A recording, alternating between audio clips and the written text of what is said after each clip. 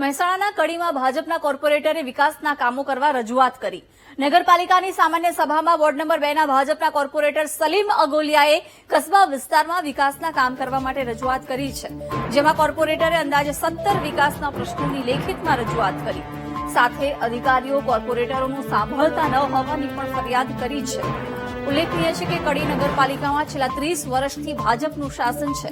આમ છતાં કસ્બા વિસ્તારમાં વિકાસના કામો થયા નથી, જેથી હવે વિકાસના કામો આગળ વધારવા માટે ખુદ ભાજપના જ કોર્પોરેટરે રજૂઆત કરી છે।